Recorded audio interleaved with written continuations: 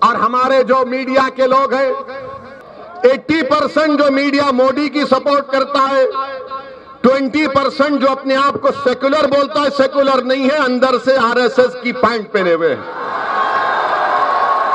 तो वो और ये 80 और 20% एक बात पर मुत्तफिक है कि मुसलमानों की कोई पॉलिटिकल लीडरशिप नहीं बननी चाहिए, मुसलमानों की कोई लीडरशिप नहीं बननी चाहिए। ये बीजेपी आरएसएस के लोग कहते हैं मुसलमान की लीडरशिप बनेगी तो देश का विभाजन हुआ था।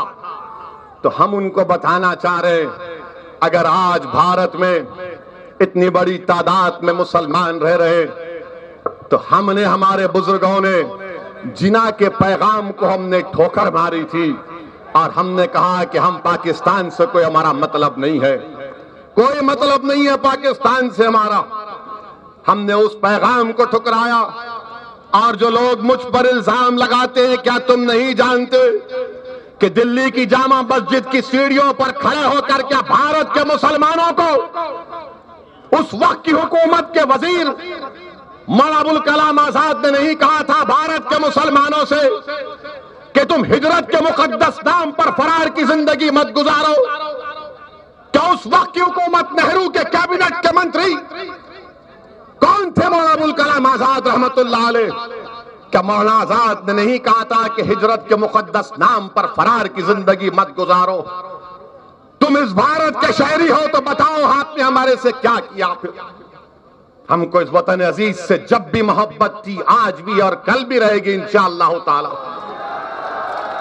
और फिर ये जो 20% का अपने आप को सेकुलर कहते हैं, इनको भी एक ही बात की तकलीफ है कि ओवैसी मुसलमानों की पॉलिटिकल लीडरशिप की बात कर रहा है। ये नहीं हो सकता। मैं उन मीडिया के लोगों से पूछना चाह रहा हूं, जब अगर कोई एक मीडिया का एक जिम्मेदार किसी टीवी चैनल में पहुंच जाता है और वो एक बड़े ओहदे पर आ जाता है, तो वो ये कोशिश करता है कि अपनी जात के लोगों को मीडिया में घुसाया जाए, उसको नौकरी मिले। मैं नाम लेना नहीं चाहता, मगर किसी ने मुझसे कहा था कि फुला शख्स के बारे में आपकी राय क्या है? तो मैंने कहा उनके बारे में मशहूर है कि जब वो किसी टीवी चैनल में एंकर थे तो उस मीडिया चैनल के लोगों को बोलते थे कि ये मेरी जात का है, इसको नौकरी पे रख लो, इसको नौकरी पे रख लो। आज आकर आप इंटरव्यू ले रहे लोगों का कि ओवैसी का सभा है, मजलिस की सभा है, बोलो क्या होगा, उत्तर प्रदेश में क्या होगा? अच्छा, सवाल कैसे करते, मुसलमान का अगर वोट नहीं मिला तो बीजेपी आ जाएगी? पूछते हैं ना, बोलते हैं ना, अगर मुसलमान का वोट डिवाइड हुआ तो बीजेपी आ जाएगी? ये हर एक सवाल करता है ना आपसे, मुसलमान का वोट डिवाइड हुआ तो बीजेपी आ जाएगी? पूछते हैं ना। अच्छा, आप मेरे सवाल का जवाब दो। 2014 के जब लोकसभा के चुनाव हुए, क्या आपने मोदी के नाम पर वोट दिया था? किसने बीजेपी को वोट नहीं दिया? हाथ उठाइए।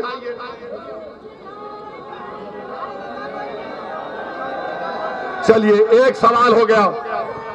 2017 का विधानसभा का चुनाव हुआ, किसने योगी को या बीजेपी को वोट दिया? हाथ उठाइए। नहीं दिया? किसने नहीं दिया? हाथ उठाइए। चलिए, 2019 का लोकसभा का चुनाव आया, किसी ने बीजेपी को वोट दिया? आपने दिया तो नहीं दिया तो हाथ उठाइए। अरे 20% मीडिया वालों, चुल्लू पर पानी में डूब मरो, देखो ये हमारी वफादारी है। बेशर्मो, देखो ये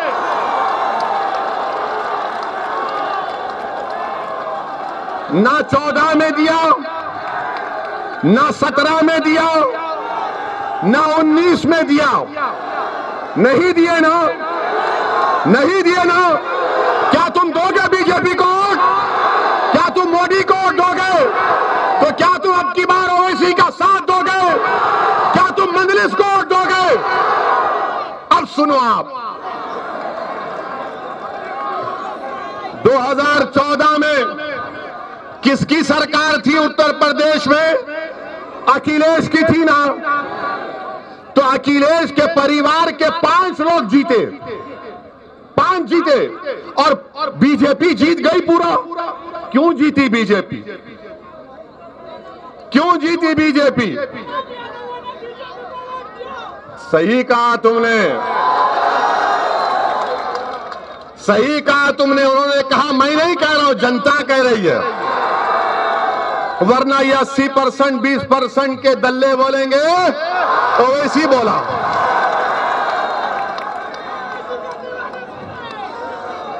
– 2017 का विधानसभा हुआ, क्या आपने बीजेपी को वोट नहीं दिया तो कैसे योगी मुख्यमंत्री बन गए?